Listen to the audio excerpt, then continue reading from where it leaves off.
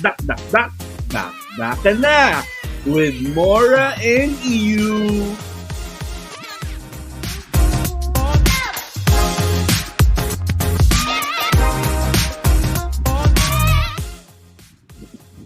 Yo, what's up ulit sa inyong lahat, mga basketballero at basketballera in the house. So, we've been out for a while, but though we've been out and about, we're back because Yossi is back. Ang labo. Okay. So, kamusta ka naman, EU? It's been a while since we've had our last episode. Oo nga, kumusta ka naman, Mora? It's been a while. I'm doing great. And finally, ayan, nakapag-record din tayo. Pero Oo, sa tagal nating nawala, sobrang dami nang nangyayari sa mundo ng basketball. At yun ang pag-uusapan natin ngayon. So, simulan na natin. Yup. Let's begin, shall we? Roll VTR.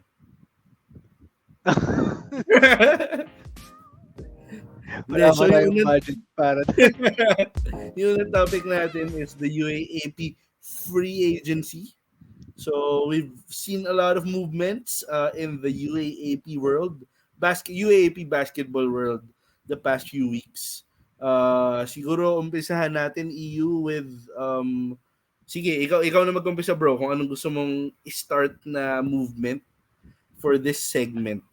And it's not a surprise, but the defending champions are already thinking of 2 seasons from now by securing the commitments or the transfers of Jacob Cortez, Kian Baclaan, and Luis Pablo from San Beda and UP respectively. And it's actually a big get for DLSU considering na si Kevin Kiambao has said that he'll stay for 1 more year. And who knows, baka magstay pa siya sa season 88 considering na his childhood pal, Kian Baclaan, will be playing by then. And you have an NCAA MVP caliber type of player in Jacob Cortez and yun, Luis Pablo. So, who knows? Baka ploy din ito ng Lasal to keep KQ after their repeat uh, attempt for season 87. So, Yeah, and it ikaw. seems at least based on the reports na mukhang si KQ pa yung nag-recruit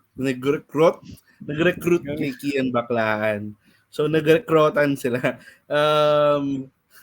So yon. It's just something na I'm also looking forward to, though it seems a little uh, far away from what we've been looking forward to, which is next season. But then again, it's something that we've also been excited for. So let's see. I mean, ang haba pa ng oras, di pa natin alam ano mangyayari. Though these students have committed, and then KQ has also mentioned to stay at least for this upcoming season. Marami pang pwede mangyari. Marami pa tayo nakitang nag-commit na hindi na nag-commit. So, natin, at the end of the day, it's just a matter of commitment and commitment issues. And yun nga, speaking of DLSU, kung naantabayanan nyo, around a week ago, yung back and forth ni Jonel Policarpio. Parang one day, he was leaving. The next day, wala, nasa Lasal na siya uli. Parang na DeAndre Jordan siya ng Lasal. Yung nilagyan ng harang yung pinto para di siya makalis. So, it's nice that he's back. So, most definitely, just as early as next season, even without the recruits that we've mentioned, Policarpio coming back, KQ coming back, having a new FSA contender in Henry Agunane, and they're still most probably one of the teams to beat next year. Yep. So, yun. And I think I'm also scared, or not scared, but more excited. Scared as an Ateneo fan, I guess. Pero I'm scared of the possible improvements, not just of these two, but also of the Phillips brothers, especially Mike Phillips. Ay, Nakamukha ni EU. isang, hindi, nandun pa pala si Isaiah. Si, ano na pala yung gumraduate, si Benjamin. Graduate na si Ben. Graduate na siya. Okay, Si okay. Isaiah, di ko na sure kung No. mag-stay pa siya. Di But, joke. ayun. But, yun, ang magiging problem ng Lasal next year is who will replace Evan Nelly at the point guard spot. Uh, Hmm. there's hope that Joshua David will be able to take the reins. But, yun, they still have to wait one more year for two high-level point guards. So, hopefully, David uh, will be able to steady the ship while they wait for them. So, yun, And who yun will na be the siguro. next enforcer, pare, after Joaquin Manuel? Bakit, pare? Nakakatawa. O nga, yung tipong ano, magse-set ng tone ng game by committing Hmm. non-sportsmanlike foul within the first 2 minutes. Mahirap palitan yun. Big shoes to fill. Big shoes to fill. So, ayun. And speaking of DLSU, let's go to Hmm. their finals opponents in UP, Hindi, which pare, meron pa yata tayong DLSU na nakalimutan. Hindi ba? Parang, ay, oo.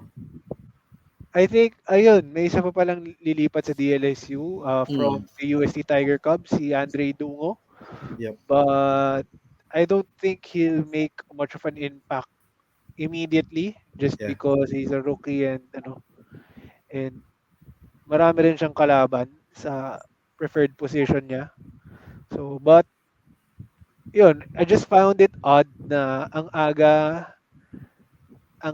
in-announce na lilipat siya sa Lasal kasi ngayon enrolled pa rin siya sa UST. Hindi pa tapos yung school year. Talaga ba? Considering na UAAP to UAAP transfer yan, baka Yeah, yeah. magka-issues or ano. Yun Hmm. lang. So yeah, so it's something that we're also gonna be quite I guess studying or hindi, focusing on, sorry. Kasi hindi natin alam ano yung mangyayari dito since ganun nga, medyo may complications pa na pwedeng mangyari. Okay, and next, yun nga yung runners-up naman, yung UP. Uh, the biggest news for UP is the decommitment of Jared Bahay, which led to the eventual recruitment of a mythical five and MVP runner-up last year, Noy Remoga, transferring to UP. He'll be eligible in season 88. Tama, season 88. And that is such a big get for them. Kasi papalitan mo yung JD Kagulangan mo with such a great player in the UAAP ranks. Mm. And yun, it removes the sting of losing Jared Bahay to an extent. But yun, season 88, grabing upgrade yun. I'd even say that it's an upgrade to change from Yep. JD to Remoga. But Yes. with that in mind, ang mas naalala rin ng tao ngayon for UP is the decommitments or the transfers of Luis Pablo to Lasal and Cyril Gonzalez to Mapua. And dito siguro papasok yung sobrang dami ng talaga nilang talent na after the uh, graduation of Diouf and Cancino, that's 2 slots. Now with the departure of Gonzalez and Pablo. Pablo, that's now 4 slots. And given the number of recruits that they have for season 87, you have Gani Stevens, you have Dikachi Udodo for the new FSA, and yun, talagang grabe yung competition sa UP. Mm. And I feel for Golden Monteverde. Parang he has to make these cuts or he has Yeah. to let go of some of his players. So, thoughts on UP? Well, ako bro, at least the way I see it, lalo na dito sa recent movements going out of the team or leaving the team, parang, well, first, iniisip ko meron kaya mga dito na nakatunog na baka hindi sila ma-line up for the upcoming season knowing how many yung mga recruits na papasok. Second, for the signing of Ray Remogat, pare, for me, this is a loss, not not for UP, for sure this is an absolute win for them. But this is a loss for the UAP fans kasi I mean, for me, Ray Remogat is the most exciting player to watch nitong nakaraang season. And we're not going to see him for one whole year. And somehow, pag nakita natin siya in a loaded team, I'm sure it won't be the same. But still, I'm excited to see how he would fit into the UP system and how he would be playing among very talented teammates. So, sa tingin mo ba may aalis pa ng UP? Tingin mo ba? Meron pa? Or last na yung dalawang yun? To be honest, feeling ko meron pa. Hindi ko alam sino. Mm. I don't want to name names. Pero seeing how loaded they are and how stacked up competition is within the team, competition within the team, hindi malabo na meron pang umalis. Baka si Coach Gold na yung umalis. Sobrang hirap ng decision niya. So, ayan. And next Ikaw ba, team, bro? feel ko nga may aalis pa. For sure. Siguro isa or dalawa na lilipat sa NCAA tapos magiging mythical team member. Sige. Next. Sige. Let's go home and talk about Sige, pre. our Uwi na home ako. team. Uwi na ako, bro. Our home team or our biases, the Ateneo Blue Eagles. It's such a big coup to be able to get Jared Bay to decommit from UP to commit to the Blue Eagles, as well as the addition of Chris Porter. Chris ba? Or Oo, Porter pare. to the Otto team. Porter. So, yun nga, may Porterhouse stake na ang Ateneo. And, yun, it's nice to have a reunion of the Gilas under 17 team from before. Diyan na si Mason Amos, diyan na si Kyle Gamber. Tapos dinagdag mo pa si Bahay tsaka si Porter. And it's still a rebuilding season for Ateneo. I don't Yeah. think malaking bagay yung nawala si Balungay and si Jared Brown. But yun, the recruitment of Bahay and Porter will help ease the pain of losing these two players to the pros. So, ikaw, thoughts on Ateneo? Well, for sure, pare, I'm very excited. Not just for the upcoming season, but the future that this young team has. Isipin mo, pare, kinumpleto natin yung RP youth team. Yung batang gilas na first five nasa atin. So, looking forward, first is to the chemistry that they already have. Pero besides that, how they would be using that chemistry to be able to run the system that Coach Tab has. And dagdag mo pa na yung drama nung paglipat bahay at or as other people say, pag-akyat bahay ng Ateneo sa UP. How will that play into the next Ateneo UP game? I-jeer ba nila si Jared Bahay? Lalo na if the schedule is followed, Hmm. UP will face Ateneo first game of the season agad. Kasi Oo. usually 1 versus 3, 2 versus 4 yan to start the Hmm. year. And I'm just curious, parang anong gagawin ng guards ng UP pag nakatapat na nila si Jared Bahay? Parang meron bang spite? Meron bang ano? That will be an added layer to the ongoing Ateneo UP rivalry. So, Feeling ko pare, babakuran nila yung bahay.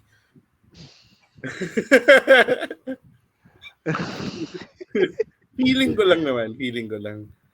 ayun. Hmm. And yun na siguro Ma, yung transfers. ano nga yun Meron pa actually ba? yung sinabi mo bro, it also has been evident in the statement that was released by Bo Perasol na parang they are looking forward to the Battle of Katipunan when the season resumes.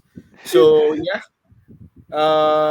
Yun. Di ko lang gets kung bakit siya yung una nag-announce. Pero, yeah, looking forward dun sa rivalry na nabuo because of what happened. Although, yeah, kahit pa paano, there is a rivalry that's already brewing from the start. But then, this further strengthens it. This further adds fuel to the flame.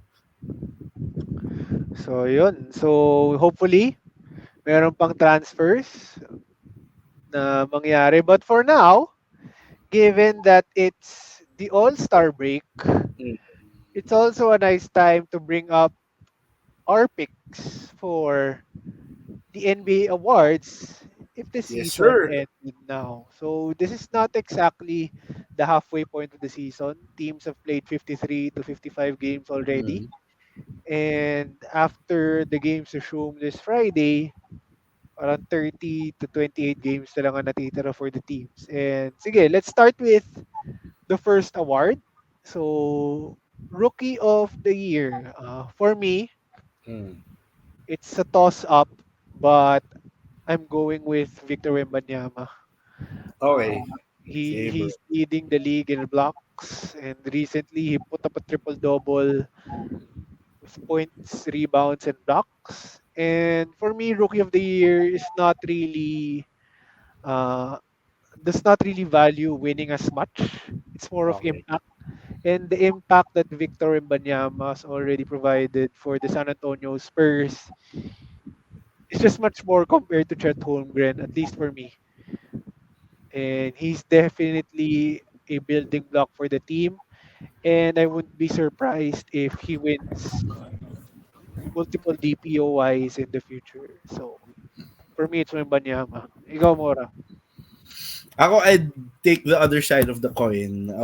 I would have to go with Chet Holmgren just because, um, well, Thunder fan ako. Pero bukod doon, well, bukod doon, I saw how he has impacted the team. He has he seems to be the missing piece. Eh. So, I mean, since merong pag-angat ng team, dun ko binibase yung vote ko. And then the stats are actually not too far. Very close, to be quite honest. Siguro, I'd give points to Victor just because he's the vocal point of the defense. Pero skills-wise, feeling ko almost the same. Stats-wise, almost the same. So I see as a tiebreaker yung how the team is impacted. So yun, that's it for me. Pero yun, Only Chet for me, pare. feel ko hanggang end of the year, talagang pagdedebatihan yung Rookie of the Yep. Year. And another award na talagang pagdedebatihan is the most improved player. Eh, sige Mora, ikaw mauna. Pare ako, I would have to go with Mr. Yin Yang. Mr. Bakit? Yin Yang, Kobe White. Kasi bakit yin yang? Kasi he's black but he's also white. Um, so, I mean, nakita natin how people have criticized him for the regress in terms of his play from rookie season. Kasi rookie season he showed a lot of Mm, promise. And then nakita natin yung dip sa game niya. But then again, he's proving doubters wrong. He's stepping up his game. So it's more the storyline for me. Uh, I have to go with Mr. Yin Yang, Kobe White. mm, nice, nice.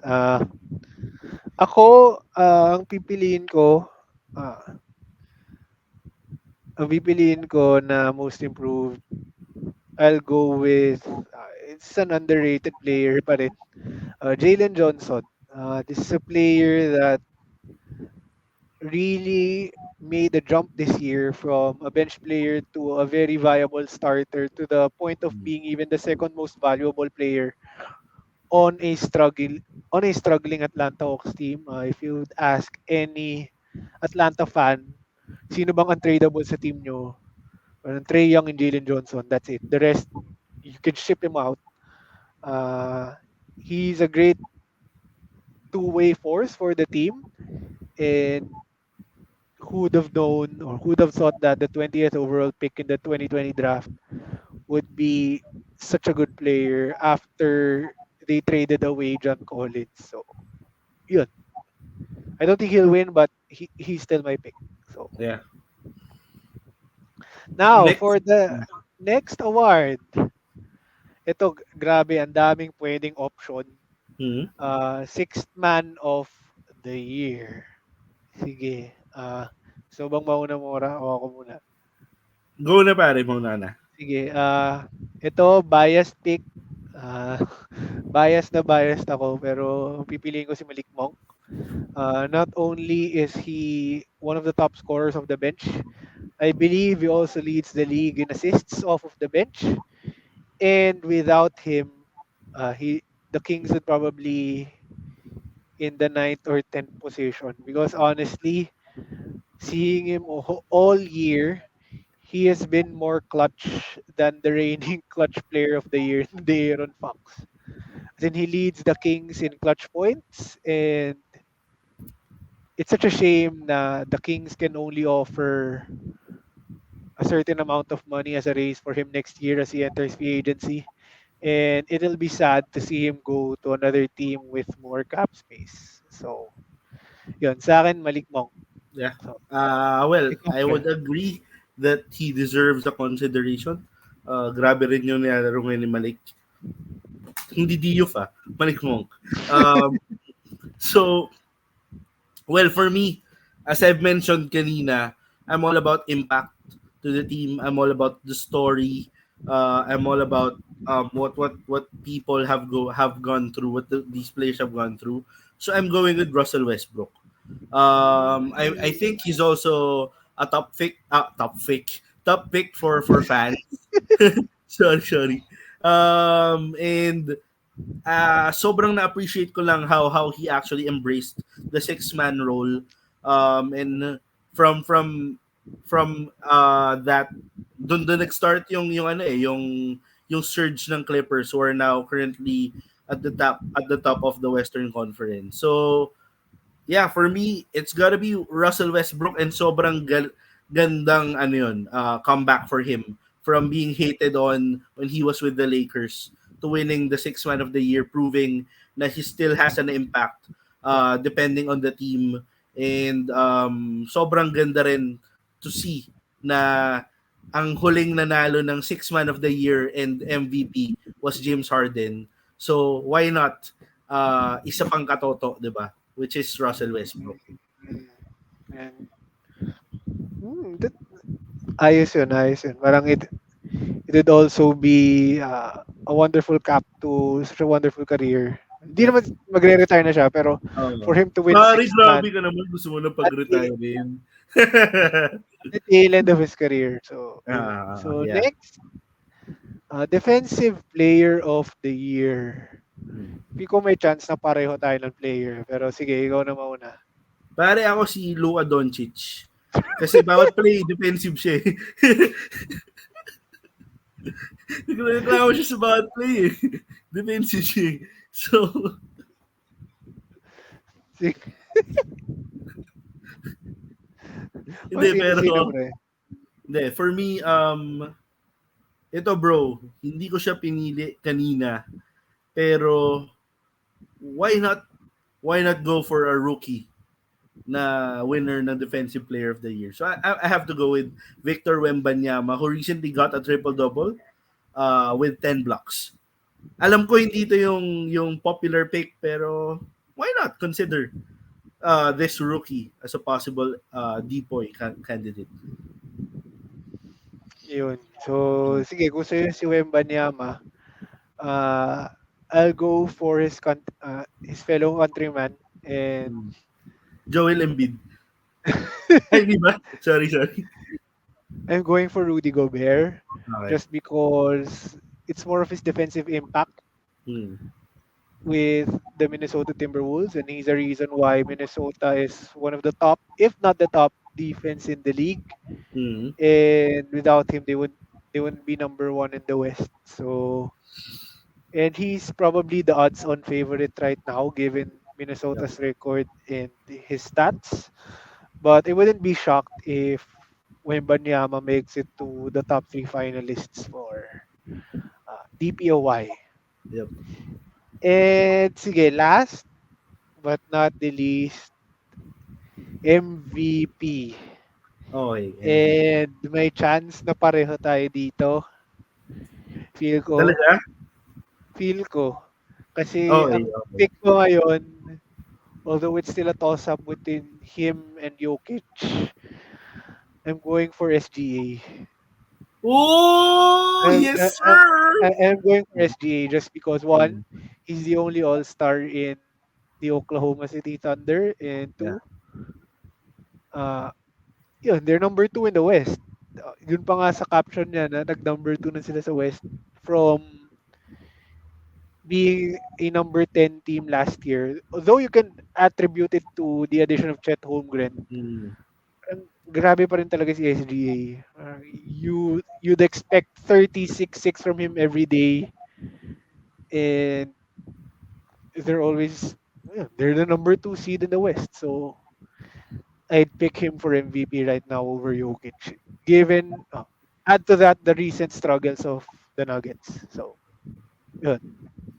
Ako, bro, feel ko alam mo na napipiliin ko si SGA. Pero, first, I just gotta have, or I just got to give props to the clear winner. If the season ended today, and if naglalaro pa siya, it should have been Joel Embiid. Um, Grabe yung nilalaro niya so far. It's sad to see him end the season early. But yeah, bawi Joel pare, bawi. Um, yeah, so if I were to choose MVP right now with the recent with the current roster of players that are still playing, I would have go SGA. Well, first, I'm a fan. Mm. Pangalawa, di pa ba yung nagsasawa kay Jokic? Hindi, joke lang. Hindi, joke lang. Hindi, pangalawa, bro. Pangalawa, makita natin how he transformed the young team eh. So makikita mo it's not just skill, but it's also leadership eh. I mean how he became the leader of this young squad. How he sets the goals, how he sets what they're aiming for. And makikita mo rin yung bond, yung chemistry nila as a young team. Hopefully they'll go deep into the playoffs. If not, this is a season that would be the start of better things to come hopefully. And then third and last, pare, saan ka makakita ng MVP na ganyan ng swag since Allen Iverson? Pare, iniisip ko pa lang, pag nanalo siya ng MVP, ano yung Instagram caption niya? Yung bagong bars and rhymes niya doon. So yeah, it's a good marketing scheme as well for the NBA. So yeah, MVP. I think the deserving MVP also has three letters in terms of what people call him. So it's MVP SGA pare. Yun. So finally nagkasundo tayo sa player na Hindi pero sabi ko three letters MVP pwede rin palang ant. joke. So yun. Speaking of NBA awards, kaya natin na pag-uusapan yung awards ngayon Hmm. is it's the All-Star break, Hmm. and we just finished the All-Star weekend, and to be completely honest, the All-Star game was a flop. The dunk contest, ayan nga, was on life support until Jalen Brown unplugged it. Though kudos to Brown for kudos to Brown. Inamin naman niya na sumubok siya. At least siya sumubok siya. Hmm. Hindi siya Yeah. natatakot na maging meme. Yep. But we'd like to talk to talk Kala ko about inamin our naman niya na tinakpan lang niya yung mata niya nung pababa na siya.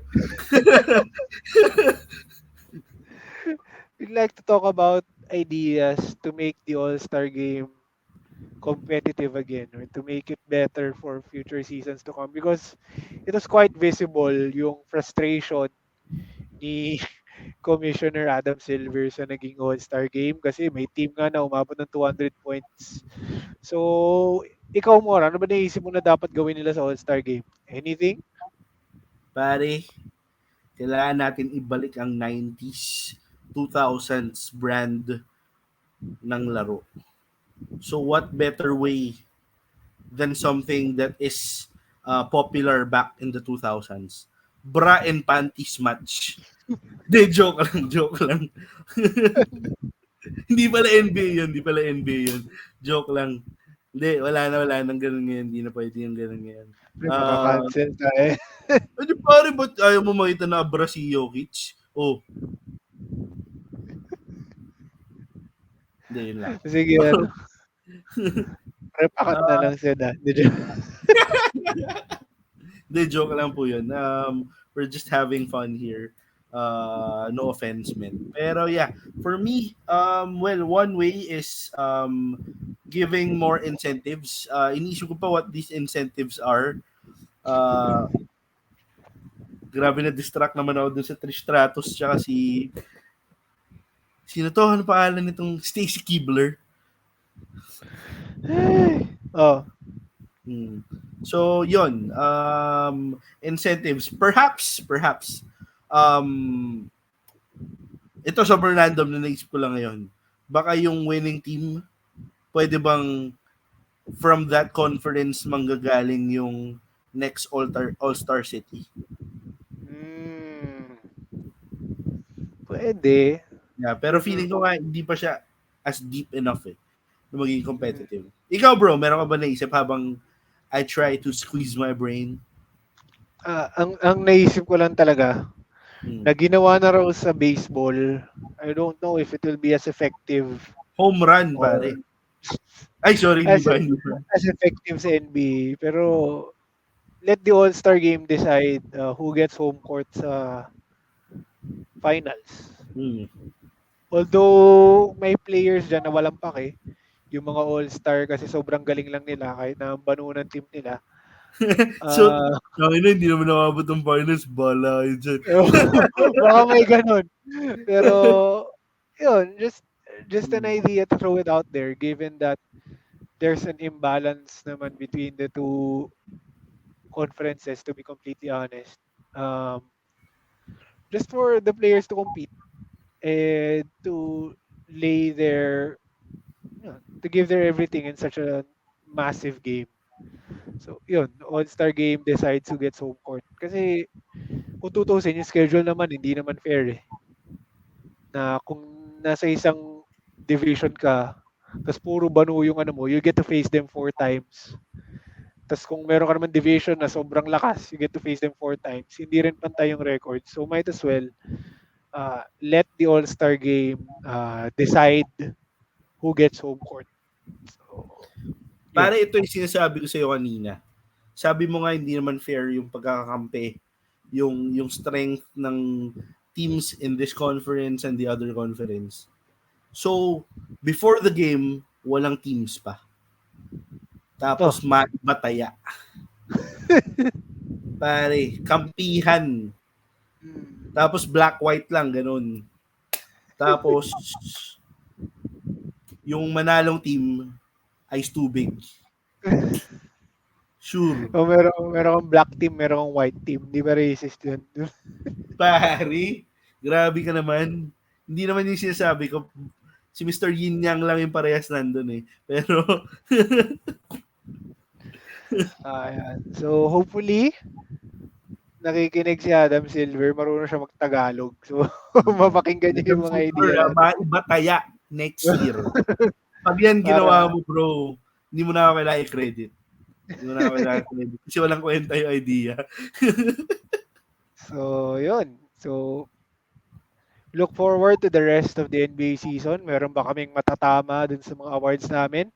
At kung meron pa bang mga dadagdag dun sa listahan ng mga nag-transfer na nabanggit namin kanina. And kung may So, suggestions kayo kahit gaano ka wild do sa All-Star game, gusto nyo gawing slam ball, ganun. O kaya, wag basketball sila para kay Jokic, para maging competitive si Jokic na basketball sila na nakasakay sa kabayo. Pare, kayo na bahala. Comment down below. Pare, mare, kayo na bahala.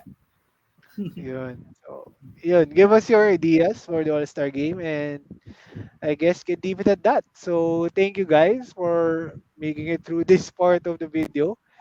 So please like and subscribe.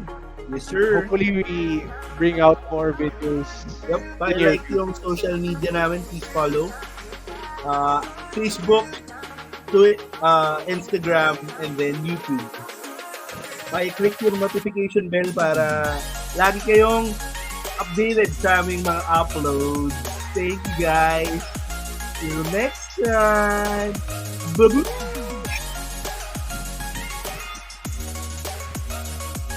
Mr. Yin Yang, shout out. Toby White. SGA MVP.